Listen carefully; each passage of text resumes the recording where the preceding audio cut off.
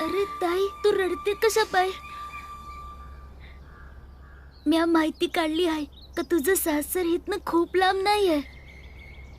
जेव्हा तुला वाटेल तेव्हा येत जा इथं, आणि जेव्हा आठवण येईल तेव्हा निरोप धाडत जा, म्या येत जाईन. आणि भीम पण त्याच वाटेने शाळेला जातो. अधूनमधून तो तुझ्या घरी पण येत जाईल. हो ना भीम? वय माधवी, माधवी ताई, आम्ही निघतो. ठीक आहे. माधवी, माधवी. हो आई.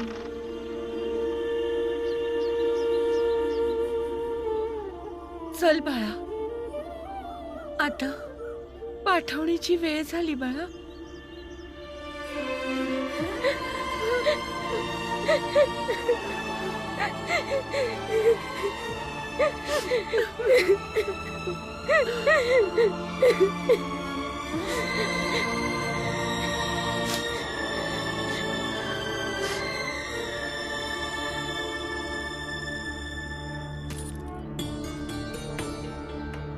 सासरे बुवा, आमच्याकडे फक्त एवढंच होतं. कृपया याचा स्वीकार करा. ठीक आहे.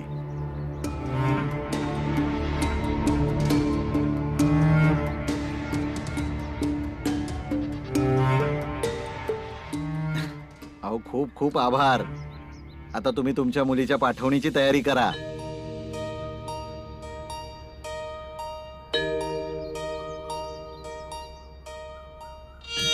आई,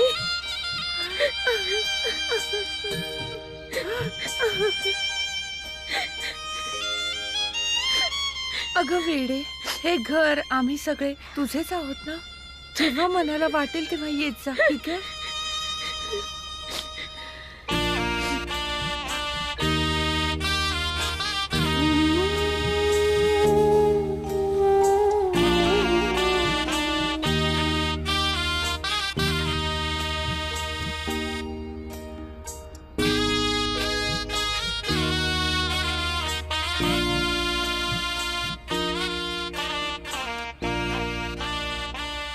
स्वतःची काळजी घे बाळा.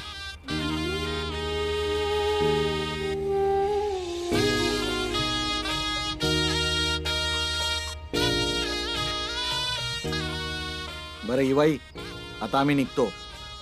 असं वाटतंय की पाऊस येऊ शकतो. त्याआधी आम्हाला घरी पोहोचावं लागेल. तुम्हा सर्वांचे खूप खूप आभार. नमस्कार.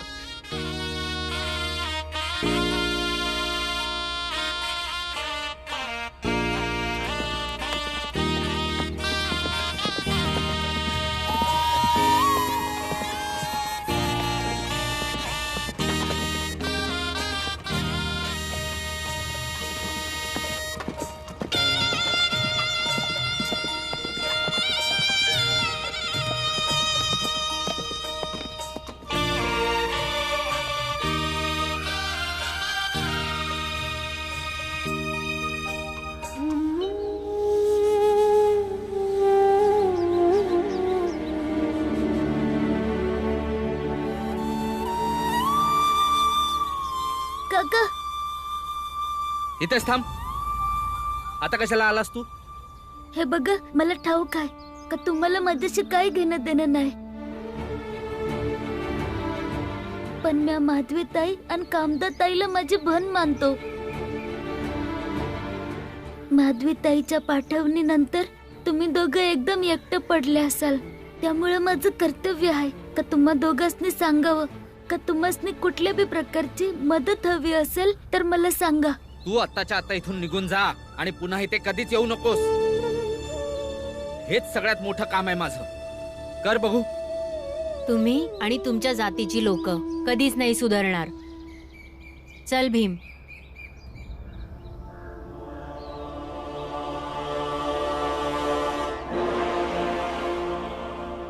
भीमबाळा, आज मोठं जबाबदारीचं काम केलंयस.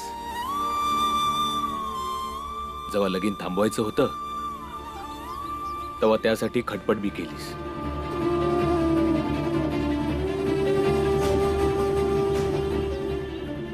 आणि बहिणीच्या सासरी जाताना रडलास मी. आणि जेव्हा समदे दारातून निघून गेले तेव्हा धीर द्यायला आणि प्रोत्साहन द्यायला यांच्या दारात बी आलास.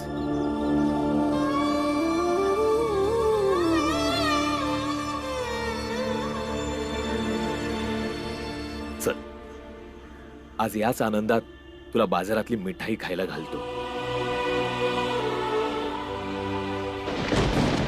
बहुतेक पाऊस येईल असं वाटतंय. घरला जाई पातूर आपण नक्कीच भिजणार. चला.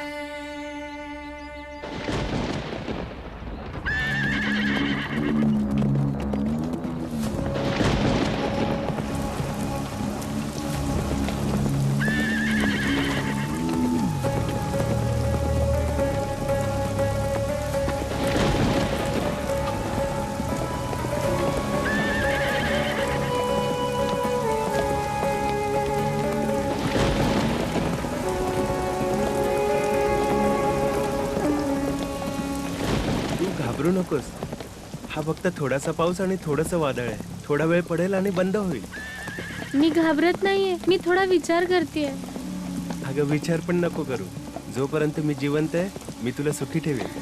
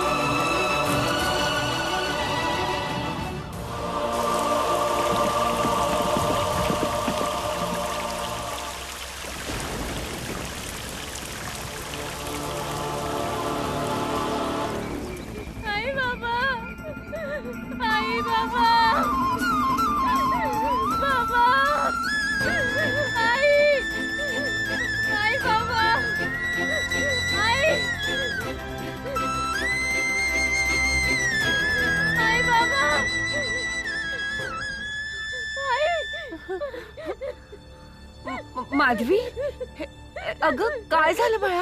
हा, माधवी, तू इथे काय करतेस आणि ही जखम कशी झाली तुला? अहो भाऊ, वाईट झालं. टांगा पुलावरनं खाली पडला. जावयासहित समदे मारले गेले. फक्त हीच वाचली. भीम भीम भीम काय झालं ध्रुव? माधवी तिच्या सासरी जायला निघाली ना, हा मग? तिचा टांगा पुलावरून खाली पडला. सगळे मेले, फक्त माधवी तेवढीच वाचलीये. काय?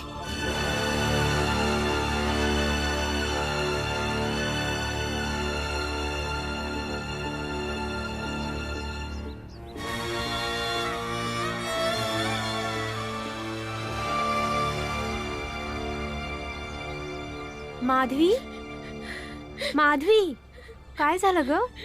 म्हणजे भीमरावाच्या इच्छेने पुन्हा एकदा कहर माजवलाय, विधवा केलंय हिला.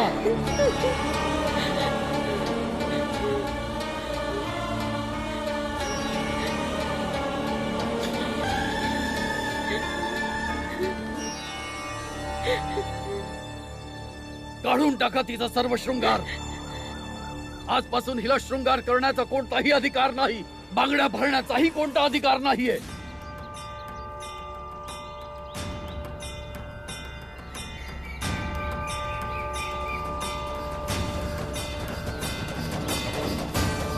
पंडितजी बरोबर बोलतायत. उतरवा हिचे सौभाग्य अलंकार.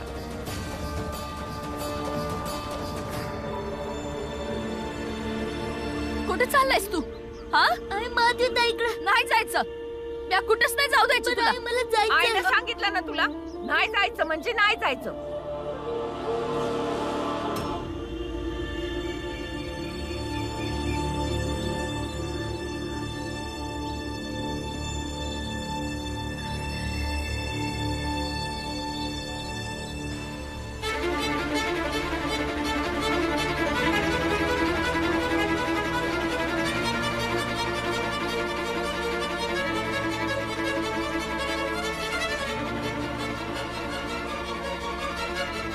माझ्या बांगड्या का तोडतेस आई?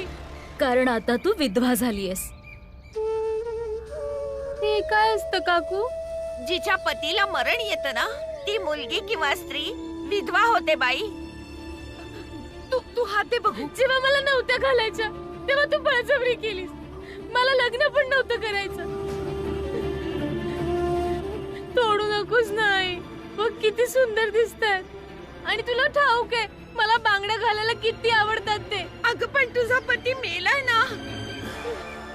अगं आता हे सगळं वापरणं तुझ्यासाठी अशुभ आहे.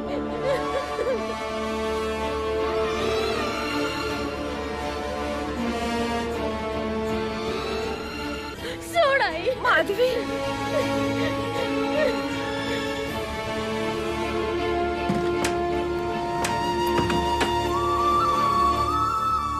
आई माधवी ताईला माझी गरज आहे. मी आता जाऊन लगेच येतो. तू कुठंच नाही जायचं, सांगितलेलं ऐक माझं. आई माझं जाणं गरजेचं आहे. तू माझं ऐकणं काय झालीयस? तुला एकदा सांगितलेलं कळत नाही? नाही जायचं म्हणजे नाही जायचं. अगं पण आई असं नका ना करू. आज जा लवकर, कणीच्या अंगावरील सर्व शृंगार काढून टाका. कारण एका विधवेच्या अंगावर जितका वेळ शृंगाराची सामुग्री राहील तितकंच ते तिच्यासाठी, तिच्या कुटुंबासाठी, समाजासाठी आणि सगळ्या गावकऱ्यांसाठी हे अशुभ ठरेल. आणि धर्मासाठी तर हे सर्वात जास्त अशुभ आहे.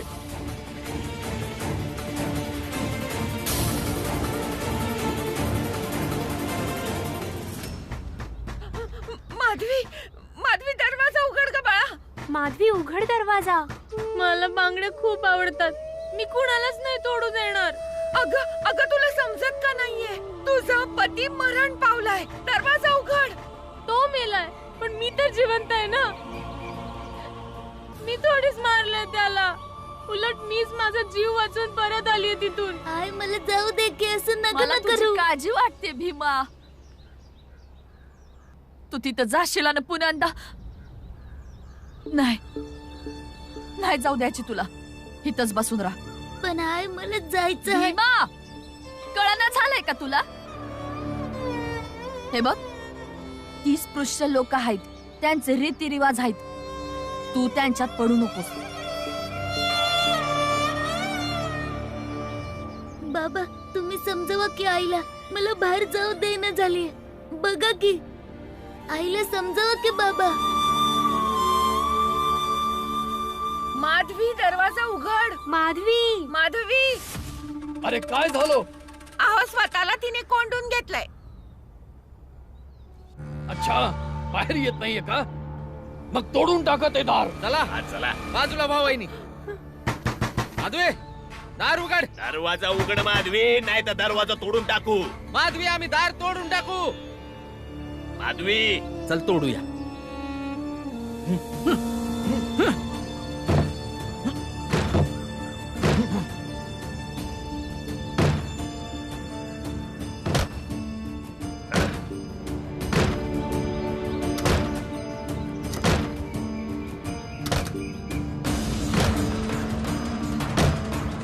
हे बघ माधवी, दरवाजा उघड.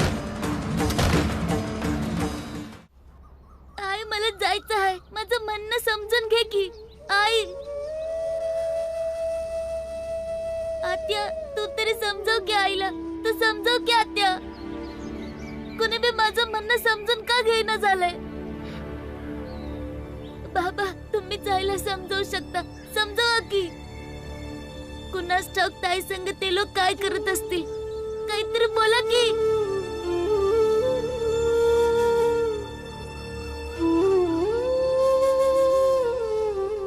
तुला तिकडे जायचंय ना? वय, मला तिकडे जायचं आहे. तर मग चल. काय काय करताय तुम्ही? भाऊ, तुझं तिथं जाणं बरोबर नाही आहे. आणि खास करून भीमाचं. आणि तो तिथं जाऊन काय करणार? काही नाही, पण एवढं तर नक्कीच बघल की हो समाज एका लहान निष्पाप जीवासंग आणि निर्दोष मुलीसंग करतो तरी काय.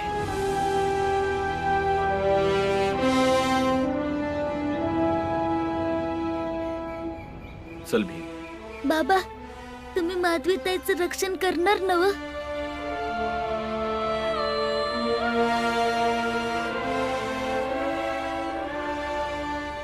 प्रयत्न करतो. चल. भाऊ, अरे भाऊ, आपल्यावर पश्चाताप करायची येईल असं काय बी करू नका. अहो, ऐकलं का? बाळा, त्या दोघांनी घेऊन त्यांच्या संग जा. जा लवकर जा.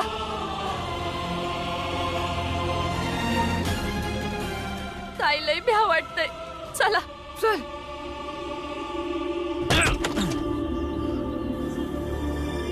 वहिनी, आई, आई, आई सोड ना मला. किती सुंदर दिसतायत बांगड्या. हवं तर तू आज चल आणि आरशात बघून मग ठरव. अगं, तुला कळत कसं नाहीये? आई, तुलाच कळत नाहीये या बांगड्या तोडून तुला काय मिळणार आहे? काही मिळणार नाहीये. पण तुझा पती गेला आहे. आता तुला काही अधिकार नाही हे वापरण्याचा. आई, तुझी शपथ, मी नाही मारलेलं त्याला. पुलावरून टांगा स्वतःच खाली पडला. माझी काय चूक आहे या सगळ्यात? उगाच वाद घालण्यात वेळ घालवू नका. तिला विधवेचं रूप द्या लवकरात लवकर. माधवीची आई, तुम्ही वा बाजूला, मी बघते. माझ्या जवळ नका येऊ. अगं, कधीपर्यंत रोखणार आहेस मला? हा? अगं बाई, चावली ही मुलगी. अरे माधवी, माधवी थांब.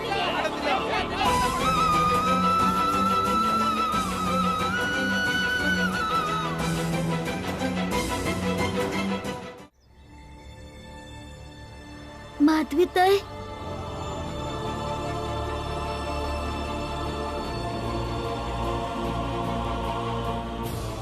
भीम, भीम, भीम, भीमराव, मला वाचव. माझी आई माझ्या बांगड्या तोडतीये आणि म्हणते तुला शृंगार करण्याचा काही एक अधिकार नाहीये.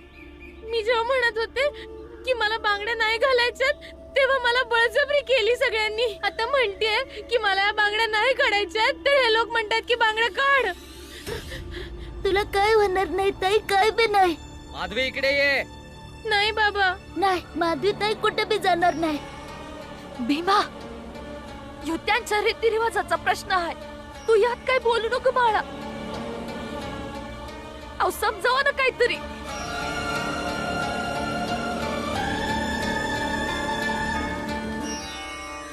हे बघा, ह्या बाबतीत तू मध्ये पडू नकोस, नाहीतर थोबाड फोडून टाकेन.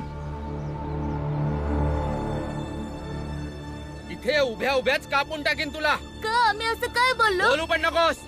ही आमच्या समाजाची परंपरा आहे आणि यात जर तू किंवा तुझ्या मुलाने अडथळा आणण्याचा प्रयत्न केला ना तर यावेळी फौजदार साहेबांना आम्ही बोलवू.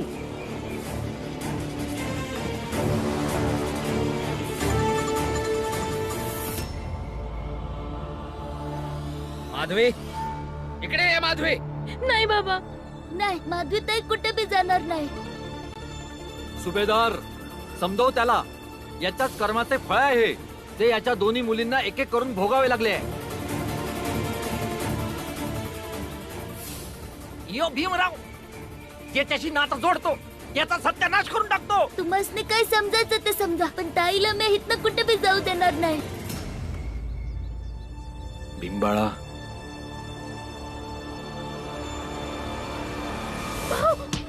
भीम, मला सोडा. अरे इकडे ये.